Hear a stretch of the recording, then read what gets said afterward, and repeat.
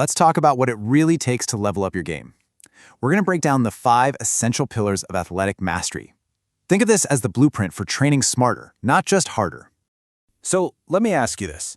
Ever feel like you're just spinning your wheels? You know, you're putting in the hours, you're sweating, you're grinding, but you've just hit a wall. That plateau is so frustrating, where it feels like more effort isn't getting you anywhere.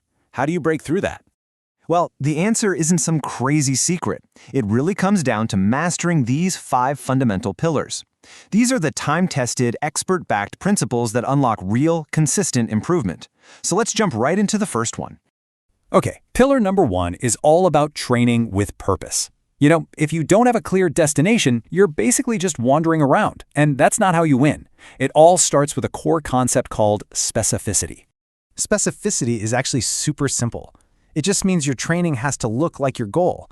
I mean, you wouldn't practice free throws to get better at swimming, right? It's the same idea. Your body adapts specifically to whatever you ask it to do. So if you want to run faster, you got to practice running fast. Simple as that. And check this out. This makes it so clear. A vague goal like getting stronger is, well, it's kind of useless for planning. But a specific goal like deadlifting 1.5 times my body weight, now that gives you a target. It turns your random workouts into a focused, powerful mission. Okay, so you've got that specific goal. Now what? How do you actually move the needle and get there? That's where our second pillar comes in. You have to consistently challenge yourself. You can't just do the same old thing over and over and expect to get better. Real growth only happens when you push past what's comfortable.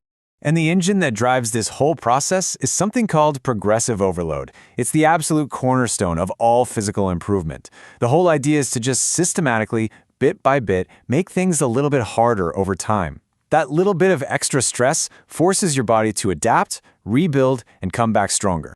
And here's a super simple way to picture it. Let's say in week 1, you squat 100 pounds. Cool. The next week, you just nudge it up to 105. Then week 3, maybe you hit 110. See? It's not about making these massive, heroic leaps. It's all about those small, consistent steps forward that really add up over time. So, you have a goal and you have a way to make progress. Pillar 3 is about zooming out and putting it all on a calendar.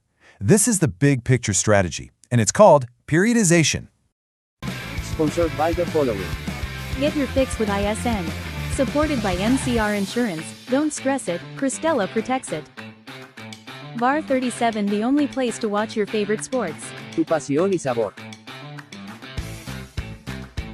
Think of periodization as your training roadmap for the entire year. Because let's be real, you can't be at your absolute peak 365 days a year. That's a surefire recipe for burnout. So instead, you get smart about it. You structure your training into different phases, or cycles, and each one has its own focus and intensity. It kind of works like this. The off-season is all about building your base, getting stronger, bigger, and cleaning up your technique. Then, as you move into the preseason, you start ramping up the intensity with more sport-specific stuff.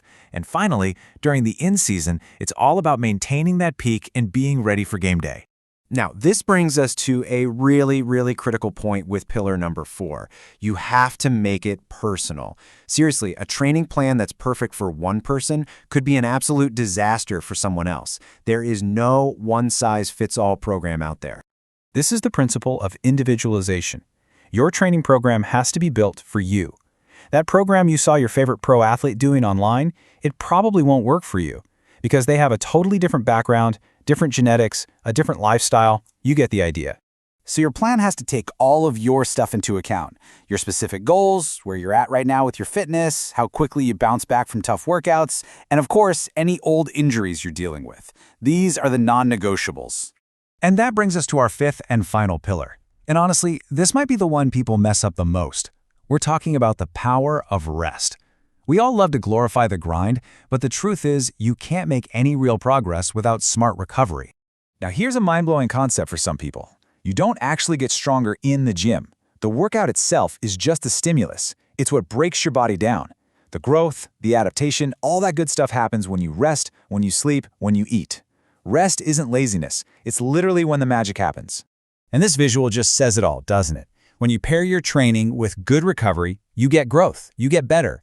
But training without that recovery, that road leads straight to burnout, fatigue, and you can even go backwards. You actually end up worse off. So there you have it. That's your mastery checklist. You've got to train with purpose using specificity. You consistently challenge yourself with progressive overload. You plan your year with periodization. You make it personal with individualization. And you embrace the power of recovery. But here's the key takeaway, okay? None of these pillars work on their own. They're all part of one interconnected system. They all rely on each other. If you pull one of these pillars out, the whole structure can start to wobble and even come crashing down. So as we wrap this up, I want you to think about this. When you look at your own training, right now, which one of these 5 pillars needs the most work? Be honest with yourself, because if you can figure that out, you've just found the key to unlocking your next level.